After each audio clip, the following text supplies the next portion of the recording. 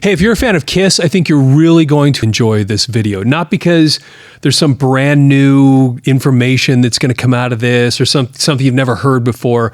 It's because this thing that I have for you, it's a newspaper article that I found that was printed on January 10th of 1975. And what this does is it kind of gives you just a glimpse into how people were responding to Kiss back then when they only had 2 albums out. Now, so to put this in perspective, just so we have this all clear, in 1974, that's when Kiss put out their debut album, and it was February 18th of 1974, and then on October 22nd of 1974, that's when this album came out. So this article, when it's being written, this is the album that's currently that Kiss is out promoting. And they're basically less than 2 months away from releasing Dress to Kill, which is so amazing when you think about that. Because basically inside of, for all intents and purposes, about 12 months, they released 3 albums. February of 1974, October of 1974, and then March of 1975, album. It was just amazing the kind of work that they were doing. And then when you look back there, if you're a fan of Kiss, and you start thinking, man, think of all those like really good tunes, like catchy stuff that was being put on those albums, and so much stuff put out so quickly. It's kind of amazing. But the reason, when I found this article, the reason I liked it so much is it was kind of an honest assessment. See, because for so many people, and I know a lot of people that watch this channel are coming from the same position that I am. We discovered Kiss sometime in the mid to late 70s. We were kids. And to us, Kiss kind of was this cartoon superhero kind of thing that was attached to this really cool music, that the guitars and everything that we just loved listening to. But by the time we were really becoming aware of all of it, Kiss was really starting to turn into kind of a Vegas act. And by the time Dynasty rolled around and you see the outfits that they were wearing, it looked like a Las Vegas act. And we forget, because we didn't live through it, so many of us, that when Kiss first hit, it was not that. It was this. And when I say this, I want to just show you a picture in this article that I'm looking at here. And I'm going to scroll up to the top. Look at Gene Simmons in this picture. This is what, before the days that we really started seeing them when disco ruled the world, it was this leather, and it was this much more kind of dark, edgy thing. Even though their music was very, very pop, they had a great pop sensibility, it was hard rock, and it had this kind of dark edge to it. And like I said, we've lost track of that over the years, a little bit like how people lose track of what Elvis was like. Because when you look at the Elvis comeback concert, when he's in that black leather and he's thin and he's in great shape, you look at him and you go, man, Elvis was just awesome. But when you move forward a decade or so after that comeback concert, when he was, at the end, and he was kind of fat Elvis, that's the Elvis that so many of us remember, and we forget how just awesome he was. And similarly, we kind of, as the world really, really became aware of Kiss, and as they started taking over, they were becoming that Las Vegas act, and then that kind of became what everybody remembered, and then a Las Vegas act that a bunch of kids were following. And so this edgy thing that existed, that from this picture here, and when you look at this album, Hotter Than Hell, it was different. There was something much more dark and edgy about it than it became. And so this article that I'm going to share with you, he kind of drives that home a little bit. And again, he understands the hype behind the band and the marketing efforts here, but you can see that he has a clear understanding of the marketing part of it, but there's something in there, though, that's worth paying attention to. And anyway, it's interesting to hear, again, these perspectives of people at the time, because this guy's writing this. Remember, as I read this to you, this guy's writing this is all he has. we've got Kiss in concert all over the place, and then you've got these 2 albums. That's all he has reference to as he's writing this, and that's what makes this so interesting. Okay, so give this a listen. Again, this is from the Vancouver Sun, January 10th, 1975. Kiss, it's right from a PR man's lips. Condescension is too easy. Let us admire rock groups like Kiss. Let these supercilious scoff at the money, sweat, and hustling involved in Kiss's short but impressive history and the inspiring PR saga that culminated in the ultimate honor, Rolling Stone's 1974 Hype of the Year award. After brainstorming all night, squads of crack promotion men emerged tired but triumphant. Here it is. A marathon kissing contest conducted by the radio stations. The winners get to kiss the members of Kiss on the lips. So what happened back then is part of the promotion that was being done is they had this marathon at the time. I think it was happening across the country where people would have to kiss for long periods of time in order to win this contest. And of course, it was all tied with, it's just so obvious, the band Kiss, hey, why don't we have a kissing contest? Okay. Perhaps you saw Kiss on one of the Friday night rock shows, recognizing that even the best rock and roll won't translate into television. Kiss cleverly emphasized its many gimmicks. The competing groups faded into obscurity when bassist Gene Simmons displayed his reptilian tongue, a horribly pointed tongue that seemed to reach his navel. So again, not discounting for the content that they had available from a music standpoint, recognizing that these guys understood media. They understood how to put on a show. And when you go back and you read what these guys were saying in the early days when they were trying to put Kiss together, it was like, we want to be the band that we've never seen before. We want to do all the things so that we can put on a really, really good show. And the mistake people made then, and this is kind of where you'll see this article go, is thinking that was all there was to it. But that in and of itself won't succeed. There has to be something underneath. Okay, I'm going to keep going. For those of you who think that Kiss don't truly live up to the tradition that made Grand Funk and Tony Orlando what they are today, I submit the contents of a Kiss press kit, one of literally hundreds distributed throughout the North American consumer area. And of course, Grand Funk was, in the early 70s, was one of the biggest things that there was. Again, something that we, in the context of today, just lose track of. But they were a hard rock band in the early 70s working just as hard as Kiss, because I think in Grand Funk's first 12 months, they put 3 albums out too. They were just a few years earlier than Kiss. Okay, so he's now describing the press kit that they send out. First, a Xerox copy of the Commodore Ballroom promotional poster for the Thursday night concert. The new Kiss album, Hotter Than Hell, which is one we're looking at right here, with a hole punched out in the top corner. A 36 by 18-inch gloriously tasteless Hotter Than Hell calendar in nightmare black with a Chinese firecracker motif. And of course, the press release itself, which is as bold as you might expect from a band with Kiss's vision. Quote, when you first see Kiss, you may be overwhelmed by their incredible theatrics, ... unquote. Now this is where I really loved what he had to say. There are foolish critics who refuse to take Kiss seriously.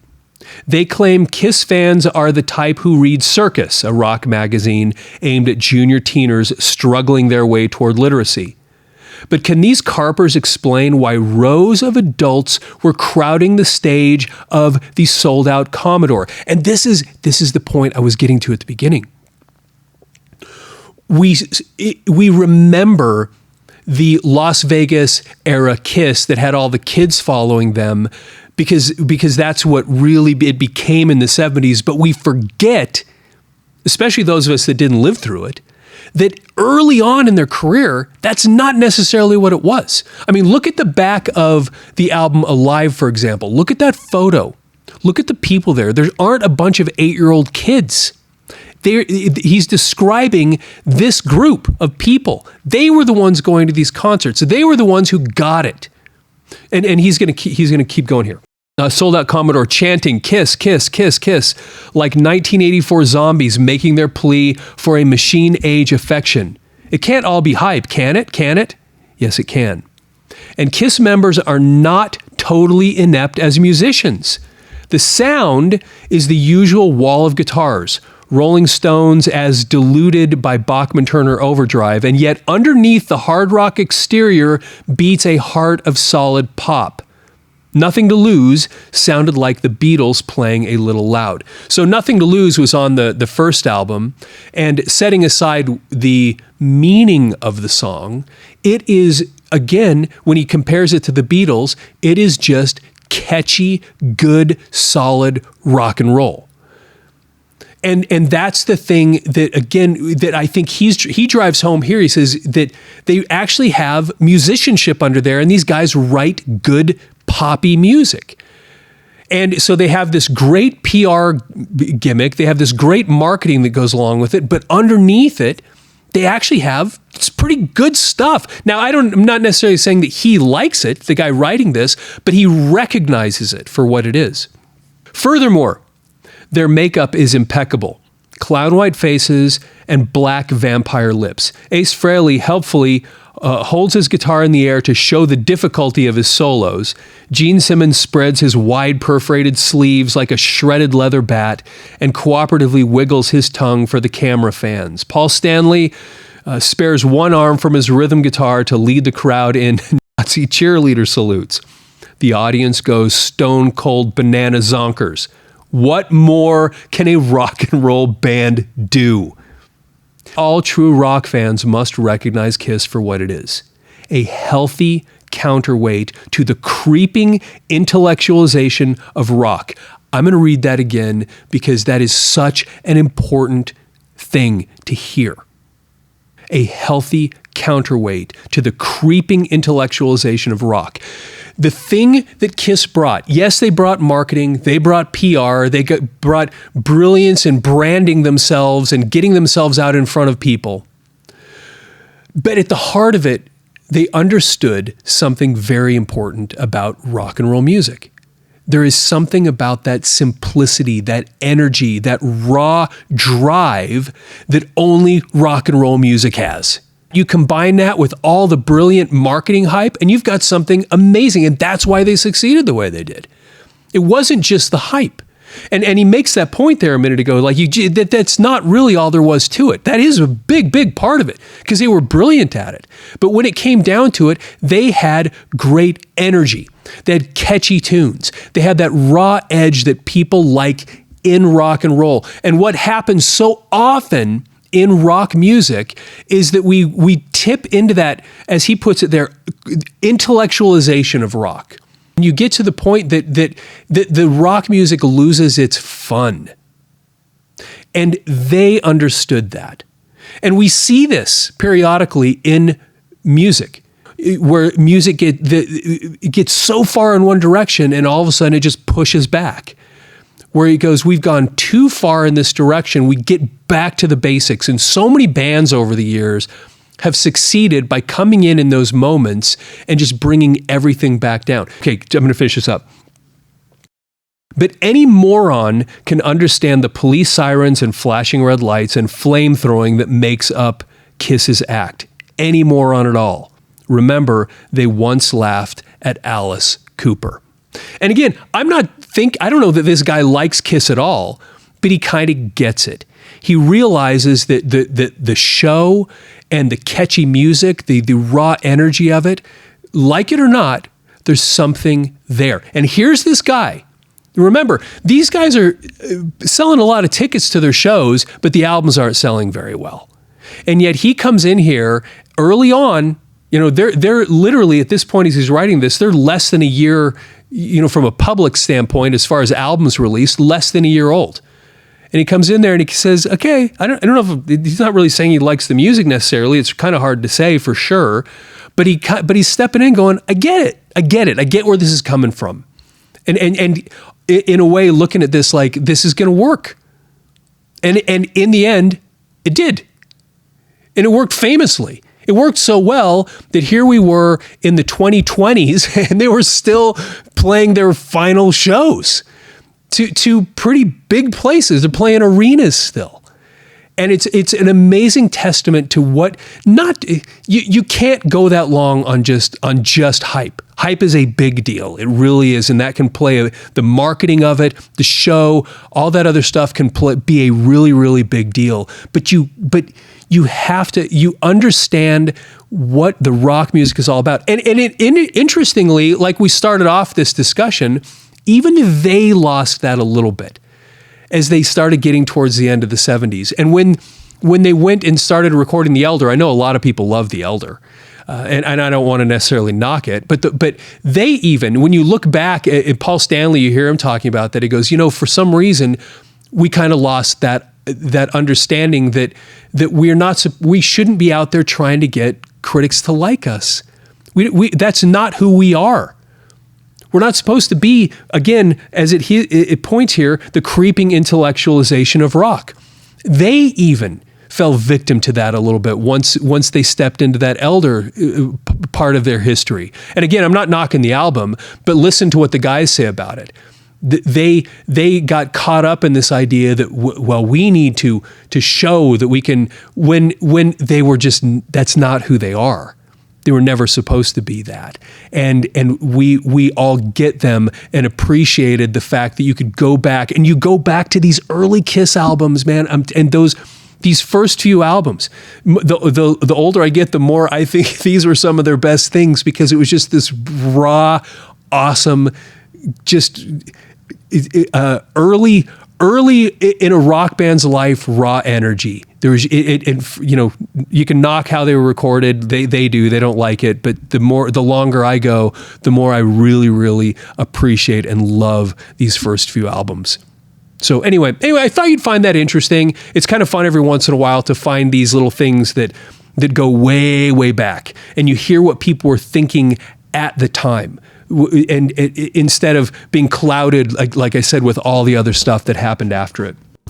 Hey, thanks for taking the time to watch this video. If you're not already following this channel, please follow the channel. Don't cost nothing. And also, like the video, love to get your feedback on this stuff. Hear what you have to say about these first albums. What did you think about this article? How do you see Kiss as their role in the world of rock music, especially during that era? Hey, thanks for taking the time to watch the video. Have yourself a fantastic day.